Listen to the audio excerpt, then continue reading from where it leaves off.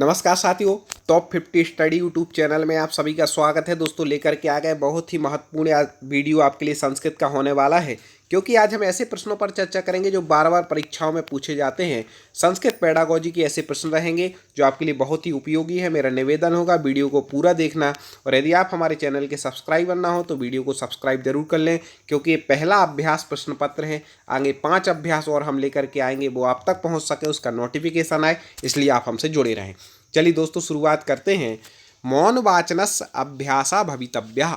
जो मौन वाचन का अभ्यास है वह भवितव्य मतलब होना चाहिए। कब होना चाहिए? यदा कदा मतलब जब कभी भी। अनियमित रूपेण मतलब अनियमित रूप से। रात्रि समय मतलब रात्रि के समय। नियमित रूपेण मतलब नियमित रूप से। तो नियमित रूप से होना चाहिए मतलब डेली, प्रतिदिन होना चाहिए मौन वाचन का अभ्यास।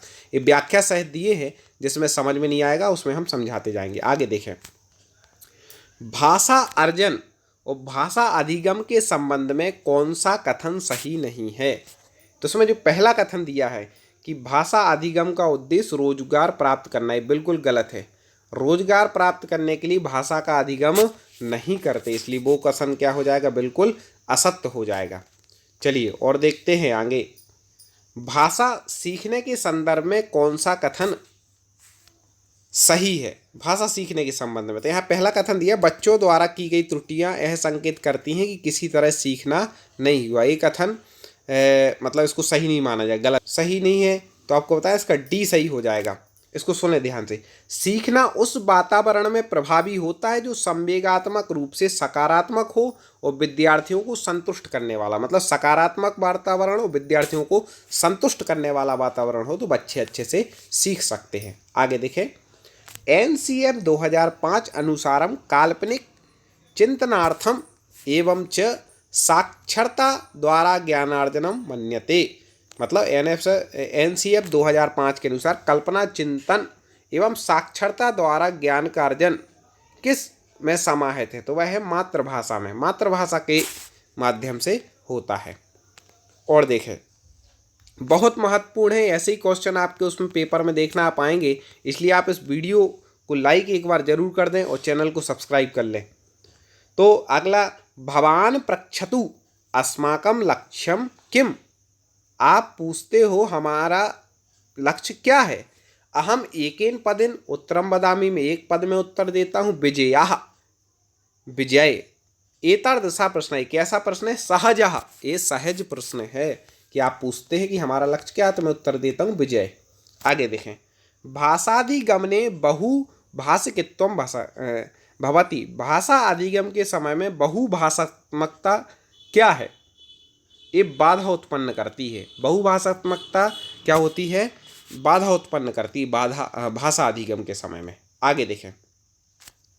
प्रोफेसर यशपाल समिति द्वारा भारम बिना अधिगमनम, मतलब बाहर के बिना अधिगमन नहीं। इति नाम्नी प्रतिवेदने कानिचित अनुशंसानि कृतानि निम्नलिखित किम अनुशंसनम न। इसमें से किसका अनुशंसन नहीं है? तो ये बतला रहे हैं।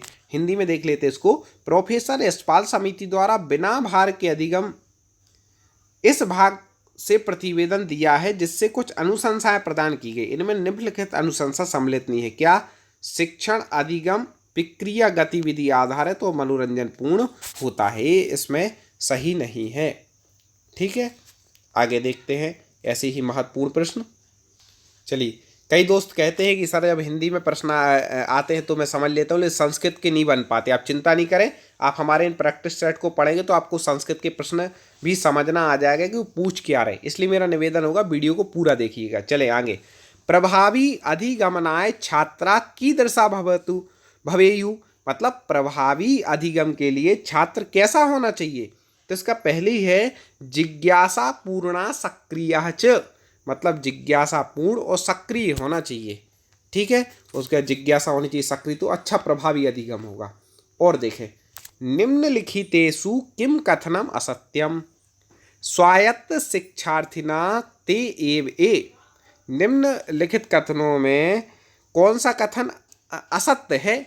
स्वायत्त शिक्षार्थिना ते एव ए। स्वायत्त शिक्षार्थी कौन है? तो वह स्व अधिगमनाय स्व उत्तरदायित्व स्वीकुर्वन्ति। मतलब अपने अधिगम को अपने उत्तरदायित्व मान करके स्वीकार करते हैं। स्वायत्त शिक्षार्थी वे होते हैं जो अपने द्वारा सीखने के लिए स्वयं को उत्तरदायी स्वीकार करते हैं कि मैं स्वयं हूँ अपने सीखने के लिए उत्तरदायी। जो छात्र स्वयं से सीखते हैं तथा किसी की सहायता नहीं लेते वे स्वायत्त छात्र हैं। वे अपने अधिगम के लिए स्वयं को उत्तरदायी मानते हैं। इससे संबंधित कोई भी प्रश्न आएगा, आपने यदि इसको सुन लिया, व्याख्या सह सुनने से ये होता है कि एक साथ आपके 2-3 प्रश्नों की तैयारी हो जाती है, इसलिए जो जरूरी होते हैं उनकी हम व्याख्या भी आपको ले आ रहे हैं। चलिए आगे, विशिष्ट छात्राणाम बोधनाय, विशिष्ट छात्रों के बोध के लिए, ज्ञान के लिए क्या करना चाहिए। तो इसमें अपन हिंदी में 4 ऑप्शन दिए हैं, तो आपको बताओ उसमें डी ऑप्शन सही है। मुख्य धारा में प्रवेश अन्य छात्र सह बोधनम कर्तव्यम, मतलब मुख्य धारा में ही प्रवेश करते हुए, ठीक है, अन्य छात्रों के साथ उन्हें क्या करना चाहिए, बोधन या बोधता, मतलब सामान्य विशेष छात्रों को एक साथ ज्ञान देना चाहिए। देखें क्या लिखे, विशिष्ट छात्रों की जानकारी हेतु मुख्य धारा में प्रवेश करके छात्रों के साथ जानकारी प्राप्त करना चाहिए। शिक्षा का स्वरूप ही ऐसा होता है कि उसकी बोधता सामान्य से विशिष्ट दोनों छात्रों में समान रूप से हो, मतलब जो कमजोर छात्र हो, चाहे सामान्य हो, चाहे विशिष्ट किसी प्रकार के छात्र हों, एक साथ उनके लिए होना चाहिए। आगे देखें, प्रत्यक्ष अनुदेशन अधिकृत कस्य भूमिका सर्वाधिक प्रभावकारी। प्रत्यक्ष अनुदेशन को अधिकृत कर सर्वाधिक प्रभावशाली भूमिका किसकी है। तो आपको बता दें, अधिगम कर्तु, अधिगम कर्ता की सबसे ज़्यादा प्रभावशाली भूमिका होती है। ठीक है, प्रत्यक्ष अनुदेशन में अधिगम कर्ता की भूमिका सबसे ज़्यादा प्रभावशाली है। और देखिए, विस्तृत पदानाम प्रतीप क्रमः, कई लोगों को यदि संस्कृत के प्रश्न समझ में ना हो चिंता ना करें, आप आगे 5 जब अभ्यास लगा लेंगे तो 6वें के बाद आपको लगेगा कि अब तो हम संस्कृत के प्रश्न समझने लगे, क्योंकि करत करत अभ्यास के जड़मती होत सुजान, रस्सी आवत जात है सिल पर परत निशान। इसलिए आप अभ्यास करिए, आएगा। आगे देखें, विस्तृत पदानाम प्रतीप क्रमः, मतलब विस्तृत पदों में प्रतीप क्रम है।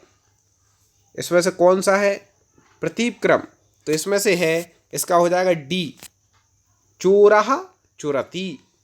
ठीक है, अर्थात चोर चुराता है या चोरी करना। ठीक है, चोरा चुराती मतलब चोर चोरी करता है, चोर चुराता है।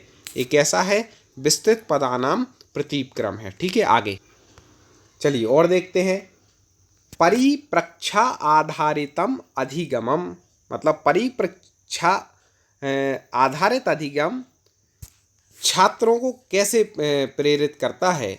तो आपको बता दें कि परिप्रक्षा आधारित अधिगम छात्रों को किस प्रकार से प्रेरित करता है। पहला प्रश्न, इसका पहला ऑप्शन सही हो जाएगा, छात्रान प्रश्नान पृष्टुम प्रेरयति, छात्रों को प्रश्न पूछने के लिए प्रेरित करता है परिप्रक्षा आधारित अधिगम। ठीक है, इसको देख लें, परिप्रक्षा आधारित अधिगम में छात्रों को प्रश्न पूछने के लिए प्रेरित करना होता है, अतः विकल्प ए तर्क संगत उत्तर है। शेष तीनों विकल्पों का प्रश्न से विशेष सामान्यता नहीं है।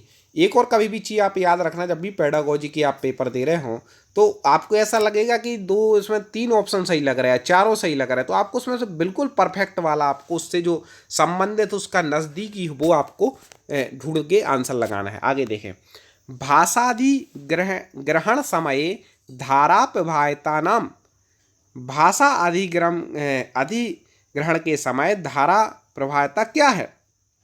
तो सहजतया संभाषणम पठनम लेखम च, मतलब सहजतापूर्वक संभाषण करें, पठन करें और लेखन करें।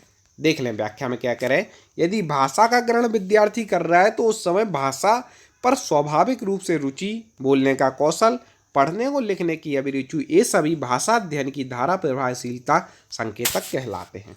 आगे देखें, आगे है भाषाधि गमाधि ग्रहणयो मध्य का भेदा, मतलब भाषा अधिग्रहण और क्या अधिग्रहणे, मतलब भाषा अधिग्रहण दोनों के बीच में क्या भेद है। तो आपको बता दें कि अधिग्रहण प्रयासजन्य, अधिग्रहणम साहजिकम, मतलब अधिगम जो होता है वह प्रयासजन्य है, वो अधिग्रहण है वह कैसा है, सहज है। ठीक है, देख ले, इसको थोड़ा समझ लीजिए हिंदी में। भाषा अधिगम और भाषा अधिग्रहण दोनों के बीच किंचित भेद है। भाषा अधिगम प्रयास का जनक कहलाती है तथा भाषा अधिग्रहण सहजता स्वाभाविकता का जनक कहलाती है। भाषा अधिगम का मूल अध्ययन ज्ञान है और भाषा अधिग्रहण का पारिवारिक परिवेश से संबंधित सहज ज्ञान है। हम यह भी कह सकते हैं यदि भाषा अधिगम छात्र के लिए भाषा जनक भाव है तो भाषा अधिग्रहण भाषा का जन्य भाव है। ठीक है, चले आगे। विद्यालय शिक्षणे प्रथम भाषाध्ययनम स्यात्। दोस्तों ऐसे जो प्रश्न हैं वो और भी हमारे चैनल पे अपलोड हो चुके हैं। आप चैनल की प्लेलिस्ट में जाकर के जो संस्कृत के वीडियोस में आप देख सकते हैं। और भी सब्जेक्ट की यदि आप तैयारी कर रहे हैं तो सिलेबस के अनुसार वीडियो चैनल पे जाके जरूर देखें। यूट्यूब पे आप टॉप 50 स्टडी सर्च करें, आपको ऐसे वीडियो मिल जाएंगे। चलिए, विद्यालय शिक्षणे प्रथम भाषाध्ययनम स्यात्। विद्यालय शिक्षण में प्रथम भाषा का अध्ययन कैसा होता है तो मातृभाषा या प्रांतीय भाषा में होता है। ठीक है, प्रथम भाषा अध्ययन कैसा, मातृभाषा प्रांतीय भाषा। तो विद्यालय शिक्षण में प्रथम भाषा का अध्ययन उस बच्चे को उसकी मातृभाषा के रूप में देना चाहिए, क्योंकि यह बालक परिवार में अपनी मातृभाषा में बढ़ता और पलता है। इसमें सबसे बड़ी भूमिका बालक के भाषा विकास पर उसके परिवार की होती है। कहा भी गया है परिवार बालक की प्रथम पाठशाला है। उपर्युक्त तथ्य के आधार पर निश्चित होता है कि विद्यालय शिक्षण में बालक का शिक्षण हिंदी भाषा है उसकी अर्थात मातृभाषा में होना चाहिए। आगे, श्रेष्ठ शिक्षणाय कस्या महत्वम वर्तते। श्रेष्ठ शिक्षण के लिए किसका महत्व होता है तो आपको बता दें श्रेष्ठ शिक्षण में अध्यापक का सबसे ज़्यादा महत्व है। ठीक है, प्राचीन काले गुरु स्वाशिष्यान् केन विधिनाम शिक्षति स्म। मतलब प्राचीन काल में गुरु अपने शिष्य को किस विधि में शिक्षा देते थे तो आपको बता दें कि व्याख्यान विधि ना। प्राचीन काल में देखो इतनी पुस्तकें, स्मार्ट क्लासेस सब नहीं होती थी, तो वो व्याख्या मतलब गुरु किसी विषय को लेकर के बैठ के उस पर व्याख्या करते थे, शिष्य उसको सुनते थे। तो देखिए प्राचीन काल में गुरु शिष्य को व्याख्या विधि से शिक्षा प्रदान करते थे। छात्र सुनकर उन्हें ग्रहण करते थे। पहले छात्रों की बुद्धि भी इतनी तेज रहती थी कि एक दो बार सुनने में याद हो जाता था। पहले श्रुति परंपरा विकसित हुई थी, तदनंतर लेखन परंपरा शुरुआत हुई। आगे, व्याकरण शिक्षणस या नूतना रीति वर्तते। व्याकरण शिक्षण की नूतन रीति कौन सी है या नूतन रीति कौन सी है तो आगमन निगमन रीति ही ये क्या है, नूतन रीति कहलाती है। ठीक है, आगे तो एक और बात बता दें कि आगमन विधि में पहले उदाहरण होता है फिर नियम, और निगमन विधि में पहले नियम फिर उदाहरण। इस बात को आप याद रखिएगा। संस्कृत शिक्षणस्य प्राचीना प्रणाली अस्ति। संस्कृत शिक्षण की प्राचीन प्रणाली है। वेरी IMP कई बार पूछा गया है, मैंने देखा पेपरों में, इसलिए आप इसको पढ़ लें। तो संस्कृत शिक्षण की प्राचीन प्रणाली है, प्रत्यक्ष विधि है, पाठ्य पुस्तक विधि ये भी है, पाठशाला विधि प्रणालियाँ ये भी है। तो प्रयुक्त सर्वा इसका उत्तर सही हो जाएगा D। ये सभी संस्कृत शिक्षण की प्राचीन प्रणाली है। शिक्षणम इति पदस्य यह अर्थास्ति। शिक्षण पद का अर्थ क्या है इस पद में तो आपको बता दें शिक्षण पद का है ज्ञानस्य संक्रमणम, मतलब ज्ञान के संक्रमण से है। देखें आज शिक्षा की यही अवधारणा हो गई है, वह एन केन प्रकार विषय विशेष का ज्ञान अर्जित कर अपनी जीविका का साधन बनाता है, जबकि शिक्षा सामाजिक एवं समाज के साथ साथ राष्ट्र के उत्थान का मानदंड होना चाहिए। आजकल लोग आजीविका के लिए शिक्षा पढ़ रहे, एक अच्छी भैया सरकारी नौकरी मिल जाए, एक अच्छी कंपनी में जॉब मिल जाए, बस इसलिए कर रहे, लेकिन वो नहीं होना चाहिए। शिक्षा का उद्देश्य कैसा, सामाजिक और समाज के साथ राष्ट्र के उत्थान का होना चाहिए, नहीं तो वो संक्रमण हो जाएगा। ठीक है, अभी संक्रमण फैल रहा है ना, कोरोना वायरस, वैसा हो जाएगा। इसलिए अपना उद्देश्य क्या होना चाहिए, शिक्षा का नौकरी के लिए पढ़ना है, ज्ञान के लिए पढ़ना है, नौकरी अपने आप मिलेगी। आगे, शिक्षया कृते समाजे औपचारिक साधनम यत वर्तते। मतलब शिक्षा ग्रहण करने के लिए विद्यालय में औपचारिक साधन कौन सा शिक्षा ग्रहण करने के लिए तो विद्यालय ही है। ठीक है, कौन सा साधन है शिक्षा ग्रहण के, समाज में औपचारिक साधन विद्यालय है। चलिए आगे देखें, भाषाया शिक्षण यह केंद्रम भवति। भाषा शिक्षण का केंद्र कौन होता है तो हर बार पूछा, आप आंख बंद करके वो बालक ही लगाना है।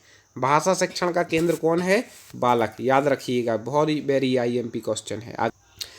संस्कृत शिक्षण में कौन सी विधि सहायक नहीं है इनमें से तो आपको बता दें कि व्याकरण विधि तो सहायक है, पाठ्य पुस्तक विधि है, प्रत्यक्ष विधि नहीं है। आपको बता क्यों? संस्कृत शिक्षण में दिए गए विकल्पों में प्रत्यक्ष विधि सहायक नहीं है, जबकि व्याकरण पद्धति और पाठ्य पुस्तक विधि इसके लिए महत्वपूर्ण है। अनुवाद विधि भाषा शिक्षण में उपयोगी है, क्योंकि इसमें क्यों है भैया अनुवाद विधि? क्योंकि इसमें अनुवाद द्वारा वाक्य रचना ठीक से समझी जा सकती है, इसलिए अनुवाद विधि ठीक है भाषा शिक्षण के लिए। मेरा एक और निवेदन होगा, आप इस वीडियो की लिंक को आगे तक शेयर करना, जिससे और जो लोग ने संस्कृत ली हो, उन्हें कठिनाई हो रही है, तो उन्हें भी कुछ मदद मिल सके। मेरे से जो होगा मैं अच्छे वीडियो आप तक लाता रहूँगा। आगे, संस्कृत में कथा कहानी शिक्षण का उद्देश्य नहीं है। क्या नहीं है? छात्रों को संस्कृत ध्वनि विज्ञान से परिचित कराना, ये कथा कहानी का नहीं होता है उद्देश्य।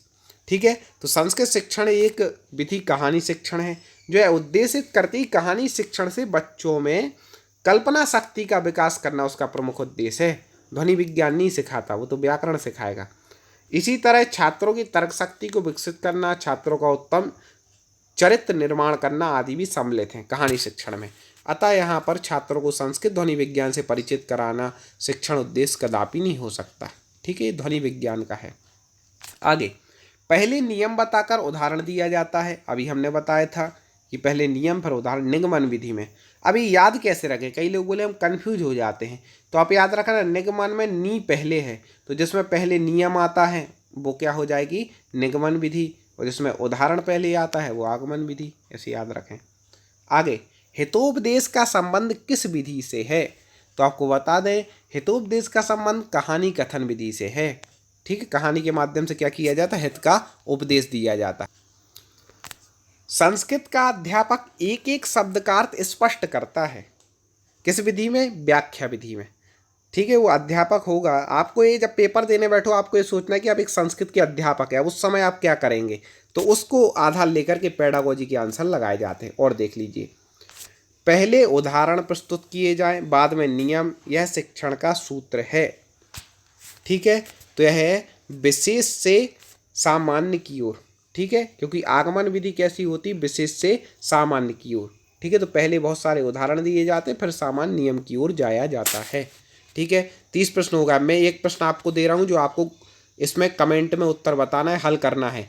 अगला जो सेकंड इसका पार्ट होगा, उसमें हम इसका उत्तर बताएंगे और आगे कुछ ऐसे ही प्रश्नों पर चर्चा करेंगे। चलिए, तो आपको उत्तर देना है। एक कुशल संस्कृत अध्यापक को सर्वाधिक क्या करना चाहिए? अध्ययन करना चाहिए, अध्यापन करना चाहिए, सर्वप्रथम शिक्षण योजना बनानी चाहिए, कक्षा में प्रवचन करना चाहिए। इनमें से क्या करना चाहिए?